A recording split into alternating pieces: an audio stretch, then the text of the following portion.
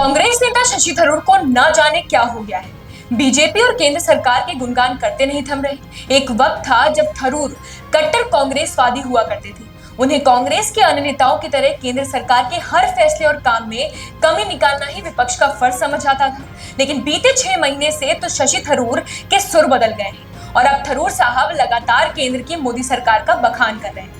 दरअसल मोदी डेलीगेशन में 59 सांसदों की 7 सभी राजनीतिक पार्टियों में से एक सदस्य की टीम बनाई गई है। इन 59 सांसदों को 33 देश भेजा गया है। मोदी का ये डेलीगेशन भारत में मई महीने की शुरुआत में कश्मीर के पहलगाम में हुए आतंकी हमले के बारे में बताएगा।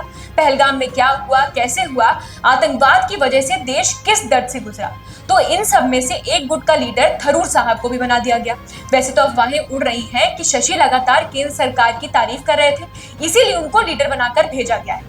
कांग्रेस भी तभी आवाज में यही समझाना चाहती है, अब खुलकर तो बोल नहीं सकती, नहीं तो खुद की पार्टी की ही फजीहत होगी। खैर, अब जो भी हो, अब जब थरूर साहब देश का प्रतिनिधित्व कर रहे हैं तो यहाँ की मौजूदा सरकार के फैसलों के बारे में तो बताएंगे ही। और जब वो देश में रहकर, विपक्ष में रहकर मोदी सरकार के फैसलों की बेझिझक बड़ाई करते आ रहे हैं, तो ये सब क्या नया है और क्या अलग है। क्योंकि इस समय थरूर साहब पनामा में है, यहाँ 3 दिवसीय राज्य दौरे पर गए हैं। इस बहुपक्षीय प्रतिनिधि मंडल को सांसद शशि थरूर लीड कर रहे हैं। इस प्रतिनिधि मंडल में अन्य सांसदों के साथ साथ पूर्व भारत के अमेरिकी राजदूत तरनजीत सिंह संधू भी शामिल हैं। यहाँ भी थरूर साहब लीडर होने का कर्तव्य निभा रहे थे। यहाँ भी थरूर साहब केंद्र सरकार की आतंकवाद के खिलाफ कार्रवाई और उपलब्धियां गिना रहे थे। लेकिन बोलते बोलते कब वो कांग्रेस सरकार को निकम्मा और नकारा साबित कर गए, शायद उनको ही पता नहीं चला।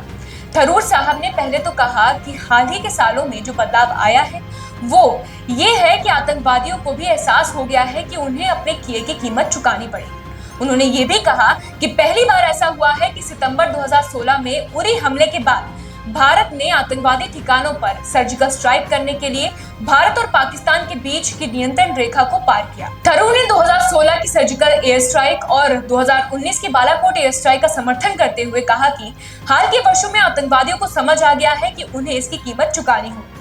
पहली बार भारत ने सितंबर 2016 में नियंत्रण रेखा के पार जाकर उरी एयर स्ट्राइक की थी।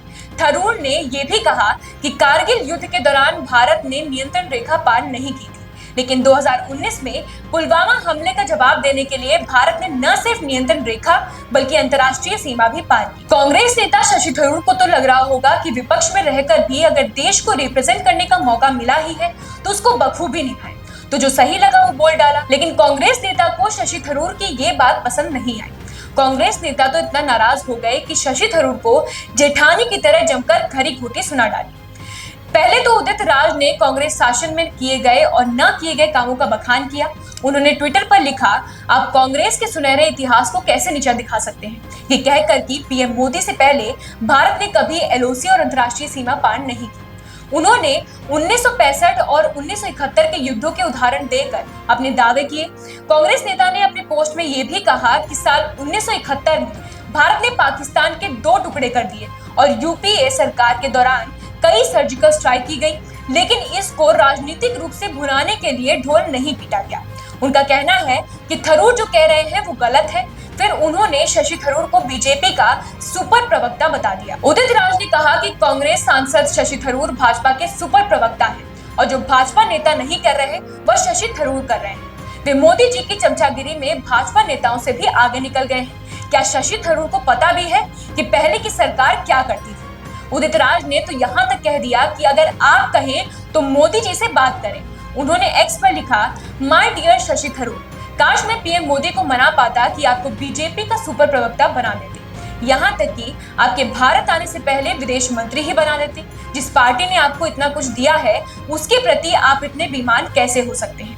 ये पहला मौका नहीं है जब कांग्रेस नेता शशि थरूर ने पीएम की बड़ाई की हो और कांग्रेस को शशि की बातें तीर की तरह चुभी हो। दरअसल इससे पहले भी रायसीना डायलॉग के दौरान बातचीत में कांग्रेस सांसद ने रूस यूक्रेन युद्ध के दौरान भारत की तटस्थ नीति पर पहले जताई गई आपत्ति को लेकर कहा था कि भारत की नीति को लेकर उनकी पिछली आलोचना गलत साबित हुई और आज की हालात में ये नीति सफल होती नजर आ रही। उन्होंने कहा कि मैं अभी भी अपने चेहरे पर लगे दाग को मिटा रहा हूँ, क्योंकि संसदीय बहस में मैं ही एकमात्र व्यक्ति था जिसने फरवरी 2022 में अंतर्राष्ट्रीय चार्टर और सिद्धांतों के उल्लंघन के आधार पर भारतीय स्थिति की आलोचना की थी। इसके अलावा शशि थरूर ने रूस यूक्रेन युद्ध शुरू होने पर भारत के रूस की आलोचना करते हुए इसे अंतर्राष्ट्रीय चार्टर और सिद्धांतों का उल्लंघन बताया था।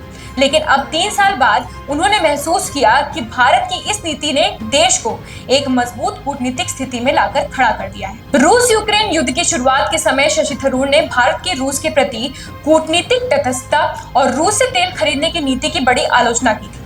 उन्होंने इसे नैतिक रूप से गलत बताते हुए भारत से यूक्रेन पर हमले की खुलकर निंदा करने की मांग की थी। लेकिन अब जब भारत की इस नीति ने उसे दोनों देशों के साथ दोस्ताना संबंध बनाए रखने में सक्षम बनाया है, तो उन्होंने अपनी पिछली आलोचना को लेकर स्वीकार किया है कि वे गलत साबित हुए हैं। शशि थरूर की इन बातों को तो कांग्रेस उनके व्यक्तिगत विचार कहकर पल्ला झाड़ सकती है, लेकिन शशि तो जैसे बौखला गए।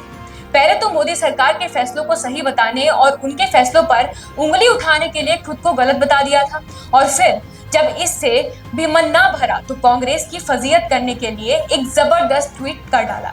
दरअसल उन्होंने अंग्रेजी कवि थॉमस ग्रे के एक वक्तव्य को साझा किया था, जिसका हिंदी में अर्थ है, जहां अज्ञान ही सुख है वहां बुद्धिमान होना मूर्खता है। कांग्रेस छोड़ने की अटकलों को तब और बल मिल गया जब उन्होंने एक पॉडकास्ट से कहा कि अगर उनकी सेवाओं की जरूरत नहीं है तो उनके पास विकल्प है। उन्होंने कहा कि मेरे पास मेरी किताबें, भाषण और पूरी दुनिया से बातचीत करने के लिए निमंत्रण है। बीते कुछ महीनों से केंद्र सरकार के फैसलों की तारीफ करना, केंद्र सरकार के फैसलों को सही और सटीक साबित करने के लिए कांग्रेस को निकम्मा नकारा बता देना और फिर कांग्रेस का शशि थरूर पर भड़कना, ये खेल जारी है। लेकिन इससे ये तो साफ जाहिर है कि शशि जी का झुकाव बीजेपी और बीजेपी का लगाव शशि जी के लिए यूं ही नहीं है, इसके बीच जरूर कोई राज या गहरी बात छुपी है।